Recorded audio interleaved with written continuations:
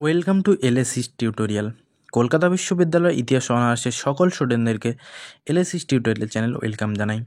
তোমাদের এই ভিডিওটা 6 সেমিস্টারের স্টুডেন্টদের জন্য।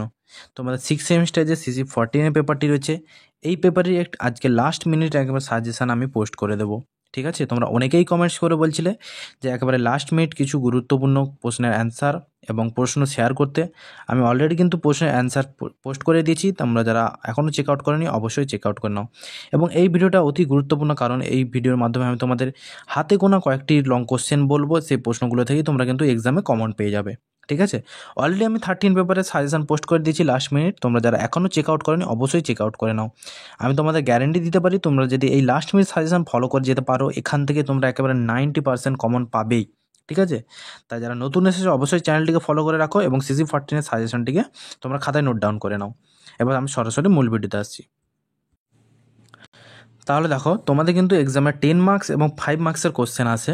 আমি তোমাদের প্রথমে 10 মার্কসের লাস্ট মিনিট সাজেশান তোমাদের মধ্যে শেয়ার করে দিচ্ছি।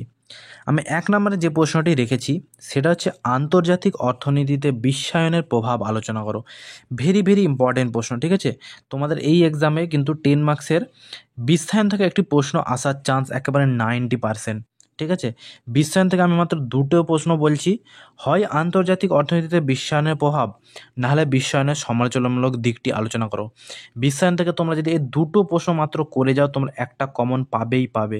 তোমাদের কিন্তু 10 মার্কসের 6টি প্রশ্ন থাকে, 3টি তোমাদের লিখতে হয়। অর্থাৎ তোমরা যদি বিশ্বায়ন থেকে এই দুটো করে যাও, তোমরা কিন্তু একটা কমন পাচ্ছই একেবারে। আর দুটো প্রশ্ন তোমাদের কমন লাগবে। ঠিক আছে, আমি আর 4টি প্রশ্ন আমি তোমাদের মধ্যে শেয়ার করব, মোট 6টি। এখান থেকে তোমরা কমন পেয়ে যাবে। তাহলে 1 নম্বর তোমাদের ইম্পর্টেন্ট প্রশ্ন কিন্তু বিশ্বায়নের প্রভাব আর বিশ্বায়নের সমালোচনামূলক দিক। এবার দেখো 2 নম্বর যে প্রশ্নটা দিয়েছি, কোরিয়া যুদ্ধের প্রকৃতি আলোচনা করো। ভেরি ভেরি ইম্পর্টেন্ট প্রশ্ন। ঠিক আছে, তোমাদের কোরিয়া যুদ্ধের প্রকৃতি, তার সাথেই দিয়েছি কোরিয়া যুদ্ধের কারণ ও প্রভাব আলোচনা করো। ভেরি ভেরি ইম্পর্টেন্ট প্রশ্ন। কোরিয়া যুদ্ধ থেকে কিন্তু এই দুটো প্রশ্নই আসে অনেক সময়, তাই আমি এই দুটোর মধ্যে একটা আসার চান্স অত্যন্ত প্রবল। হয় কোরিয়া যুদ্ধের প্রকৃতি, না হয় কোরিয়া যুদ্ধের কারণ ও ফলাফল। ঠিক আছে, এই দুটো করলে একটা কমন পাবে। ঠিক আছে, এই বিশ্বায়ন আর কোরিয়া যুদ্ধ থেকে তোমরা কিন্তু 1 থেকে 2টো কমন পেয়েই যাচ্ছ প্রায়। ঠিক আছে, আর বাদ বাকি আমি যে প্রশ্নটা দিচ্ছি এগুলো কিন্তু তোমরা সাপোর্টিং আকারে অবশ্যই করে যাও। তোমরা এখান থেকে এই 6টির মধ্যে তোমরা কমন পাবেই 3টা, তোমাদের নিশ্চিন্তে আমি বলে যেতে পারি। এবার 3 নম্বর প্রশ্নটা দেখো কী রয়েছে, সোভিয়েত ইউনিয়নের পতনের কারণগুলি আলোচনা করো। ভেরি ভেরি ইম্পর্টেন্ট প্রশ্ন, মাস্ট একেবারে। তার সাথেই দিয়েছি 1960-এর দশকে কৃষ্ণাঙ্গ আমেরিকানদের নাগরিক অধিকার প্রতিষ্ঠার সংগ্রামের সংক্ষিপ্ত ইতিহাস লেখো। ঠিক আছে, এই সকল প্রশ্নের অ্যান্সার কিন্তু আমি তোমাদের ভিডিওর মাধ্যমে অলরেডি পোস্ট করে দিয়েছি। তোমরা যারা এখনও চেক আউট করোনি অবশ্যই চেক আউট করে অ্যান্সারগুলি কালেক্ট করে নিতে পারো।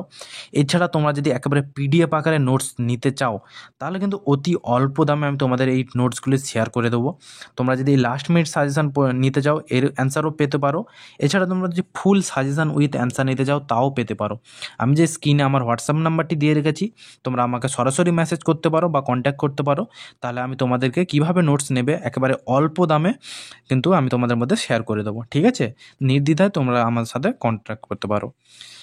পরবর্তী প্রশ্ন দেখো, 4 নম্বর যে প্রশ্নটা দিয়েছি, গণপ্রজাতন্ত্রী চীনের জন্ম আন্তর্জাতিক রাজনীতিকে কতটা প্রভাবিত করেছিল। এটাও কিন্তু ভেরি ভেরি ইম্পর্টেন্ট প্রশ্ন। ঠিক আছে, 5 নম্বর প্রশ্নটা দেখো কী দিয়েছি, 1948 থেকে 1973-এর মধ্যে আরব ইসরায়েল দ্বন্দ্বের ইতিহাস বিবৃত করো। ভেরি ভেরি ইম্পর্টেন্ট প্রশ্ন। তোমাদের বলতে পারি এই প্রশ্নটা কিন্তু 90% আসার চান্স রয়েছে। ঠিক আছে, আরব ইসরায়েল দ্বন্দ্ব তোমাদের মাস্ট ইম্পর্টেন্ট প্রশ্ন। তোমরা কিন্তু এই প্রশ্নটা করে যেতেই হবে তোমাদেরকে। ঠিক আছে, পরবর্তী প্রশ্নটা দেখো কী রয়েছে, ভেরি ভেরি ইম্পর্টেন্ট প্রশ্ন। ঠান্ডা লড়াই থেকে প্রতিবারে কিছু না কিছু প্রশ্ন আসেই, আর তার জন্য এই দুটো প্রশ্ন আমি তোমাদের দিয়েছি। ঠিক আছে, ঠান্ডা লড়াই থেকেও একটি প্রশ্ন তোমরা কমন পাবেই। হয় ঠান্ডা লড়াইয়ের প্রকৃতি আলোচনা করো, কিংবা ঠান্ডা লড়াই কি একটি আদর্শগত সংঘাত ছিল, একই প্রশ্ন তো ঘুরিয়ে ফিরে আসে। তার সাথে একটি দিয়েছি, বিংশ শতকের শেষে ঠান্ডা যুদ্ধের অবসান কীভাবে হয়েছিল।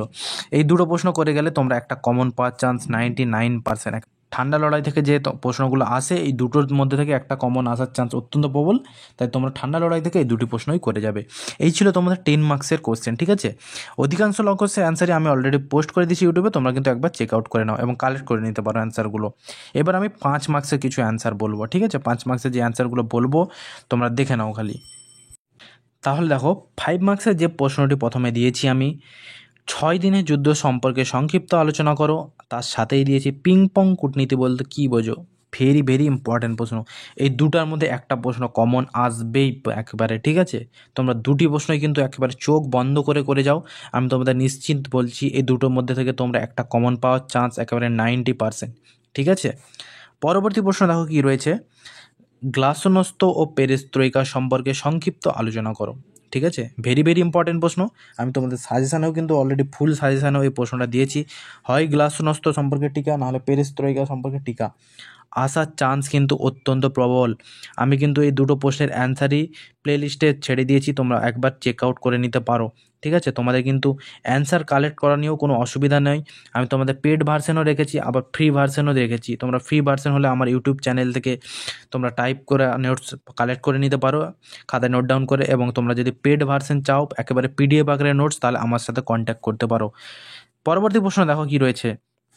বার্লিন অবরোধ সম্পর্কে সংক্ষিপ্ত আলোচনা করো। তার সাথে দিয়েছি হাঙ্গেরি সংকট সম্পর্কে সংক্ষিপ্ত আলোচনা করো। ভেরি ভেরি ইম্পর্টেন্ট প্রশ্ন। প্রতিবারে কিন্তু সংকট এবং অবরোধ থেকে প্রশ্ন আসে। আগেরবারে তোমাদের পড়ে গিয়েছিল তোমাদের কিউবা সংকট, এইবারে কিন্তু তোমাদের হাঙ্গেরি সংকট। ভেরি ভেরি ইম্পর্টেন্ট প্রশ্ন, ঠিক আছে। ভেরি ভেরি ইম্পর্টেন্ট প্রশ্ন, তাই তোমরা কিন্তু এই দুটো প্রশ্নই করে যাবে, একটা আসার চান্স অত্যন্ত প্রবল। তারপরে দেখো 4 নম্বর প্রশ্ন যেটা দিয়েছি, 1990 থেকে 91 সালে উপদ্বীপীয় যুদ্ধের প্রেক্ষাপট সংক্ষেপে আলোচনা করে। এটাও কিন্তু ইম্পর্টেন্ট প্রশ্ন, তোমাদেরকে করে যেতেই হবে।